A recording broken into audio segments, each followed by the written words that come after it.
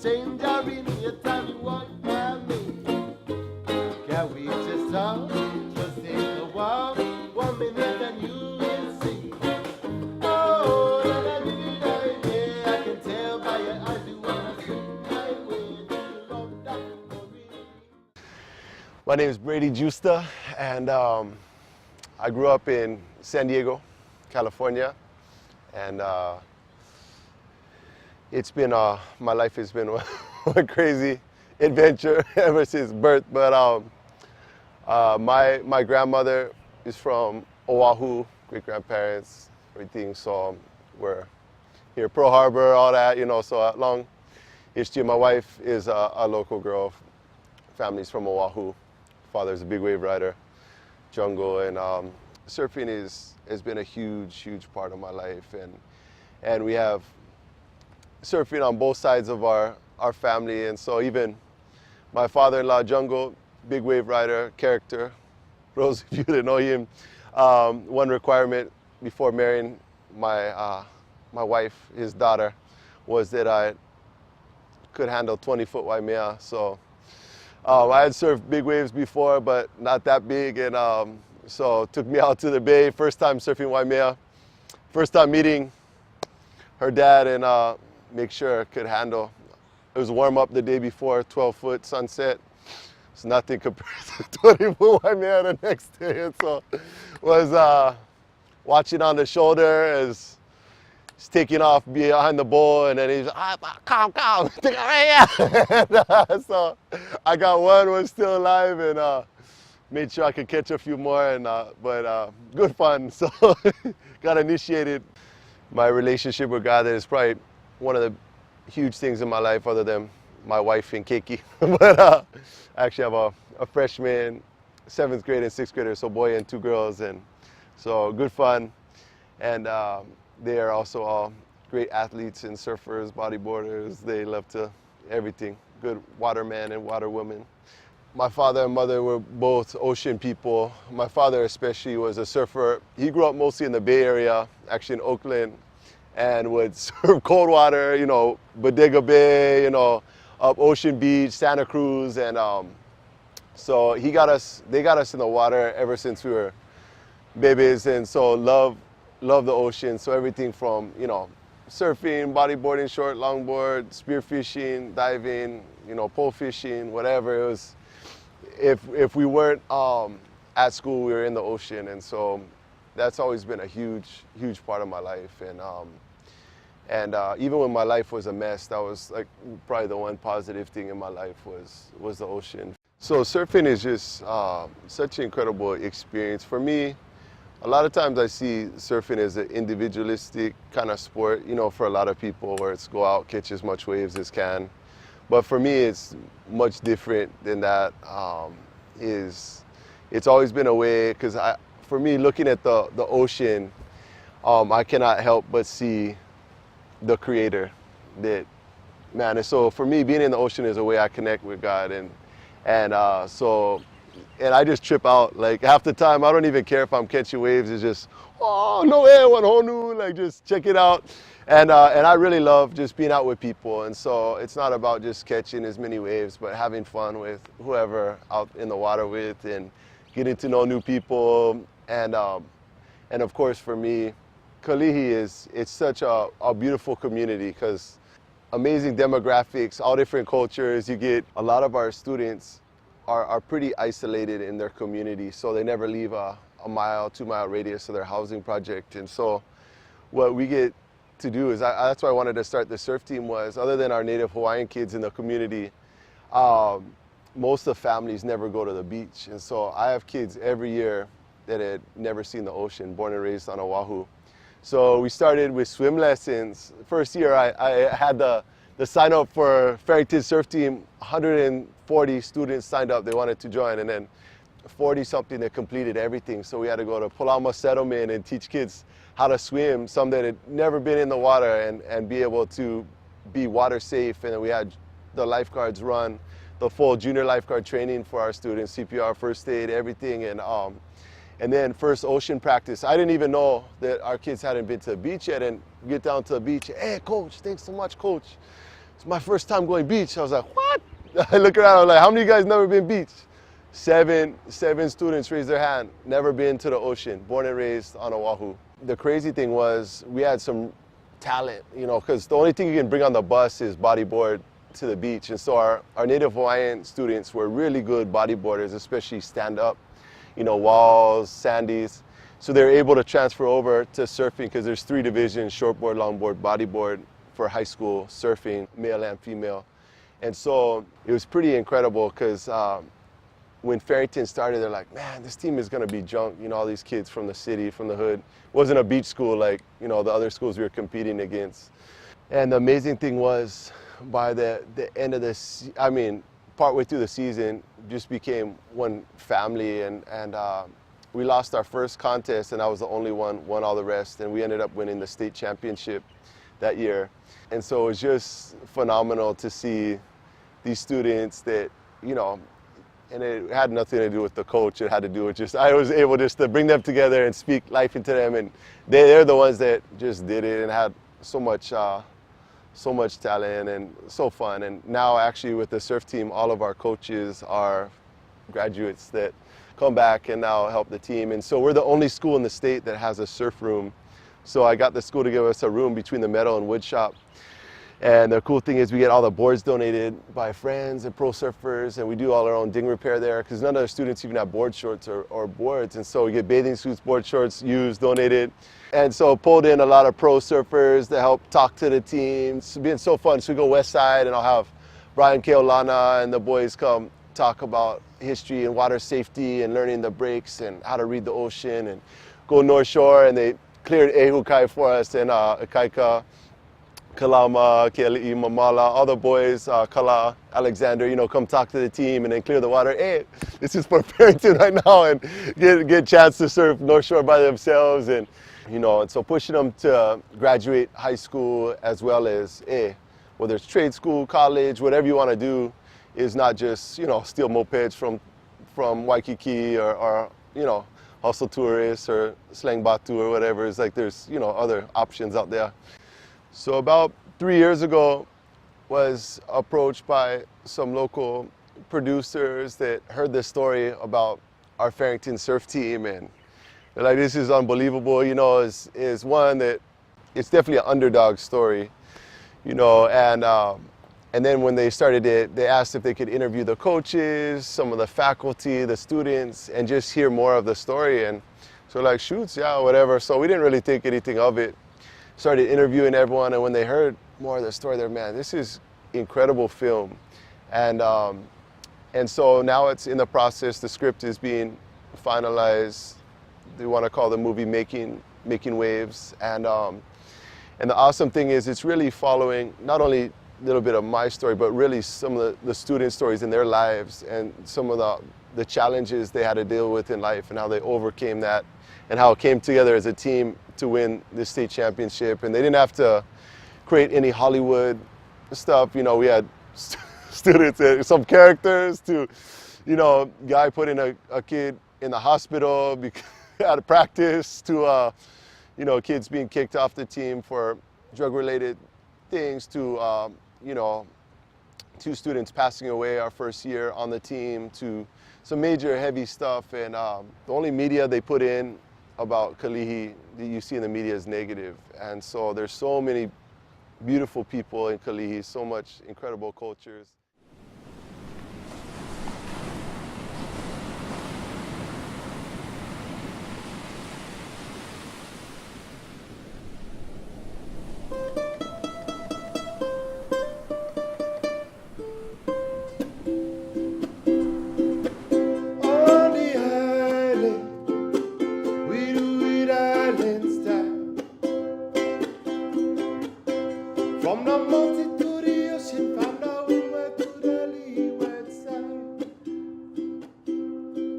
One day in school, there was just a flyer going around.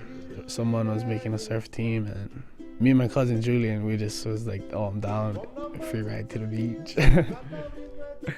What we do is I take kids out of the city, and just a lot of our kids only live in, you know, 6, 7, 8 miles from the beach, had never been to the ocean.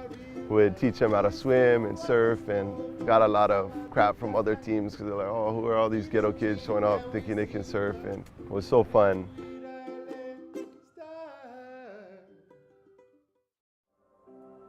Farrington, it was like a lot of gangs, more of the Crips and Bloods. So there was like more rumbles and fights. School would sometimes go on lockdowns. There would be like fights during lunchtime. Coming in, he would say he would like to work with the kids that's hard-headed, like the kids that don't succeed in life. And we all thought like, yeah, whatever. But then in the end, that was just man of his word. There's so much negative media of our neighborhood, Kalihi and Farrington High School. All that they put in the media is the fights and the drama and the, stabbings and shootings, and so many beautiful people in our community and so many beautiful things going on, but that's never portrayed. And I want the beauty of the cultures and our people and even the school and community to be shown in a different light. We just went one day at lunch. They was like, well, you gotta meet the surf coach then. So we went down, we met Brady. Nobody would ever thought Brady would be like so outgoing, cool, down to do whatever. It's just incredible just to see these kids really thrive and grow and develop as really good surfers and just come together as a team. We had a lot of beginners and we had to compete against like some pros that were in that school at that time. But we actually pulled it off somehow.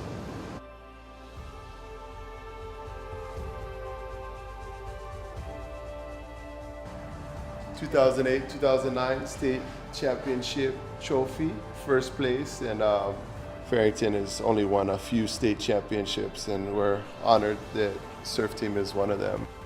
I think Brady's story is one of great struggle and overcoming. I love the underdog. I love the thought of the underdog winning. When we found out we won the championship, everybody was stoked. Like, it's something I never thought I would ever do in my life, but Brady got us all together and we did it. I think our surf team did make a difference. A lot of the miracles I ever witnessed in my life were in those kids and the decisions that they made. A lot of the change in the kids was knowing that they were loved. I think a lot of it had to do with Brady. I think that really did something for the kids' self-esteem. He was like a big brother, pretty much. My passion is just lost kids, and especially because I was a lost kid, and just being able to love them where they're at, not judge them, and it's been a fun, really fun journey. Crazy, hard, but fun.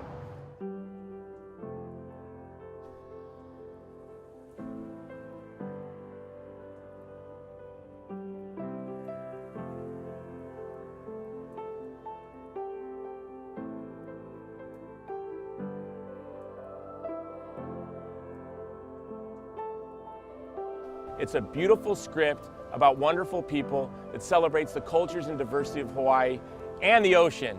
So this film is the film I've been waiting for my entire career. It's a script I've been looking for years, and I cannot wait till you and your families are sitting before the silver screen watching Making Waves.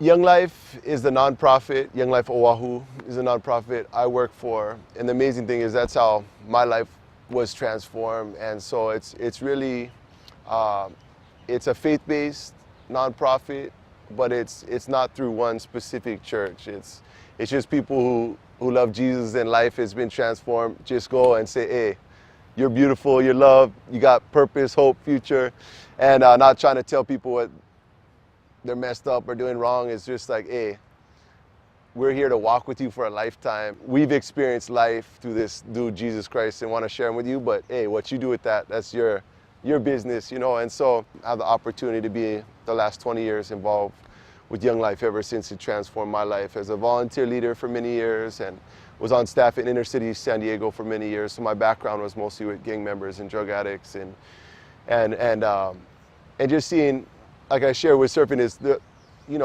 world is bigger than just what you see, and even just a lot of the students work with, all they hear is, you're worthless, you're only going to end up dead or locked up. Parents saying, I wish you were never born, you're a mistake. And I 100% disagree with that. I think God created everyone with purpose, meaning, hope, future, and get to say, regardless of where someone's at, is, hey, you're beautiful, you're loved, and brah, love you, and brah, regardless of where you're at, is, hey, gonna walk with you, and God loves you too, even more than any of us. So we have 8 different schools that we're involved with Young Life currently in the city, as well as we have a program called Young Lives, which just reaches female mentors who reach teen moms and their babies and really walk with them through that.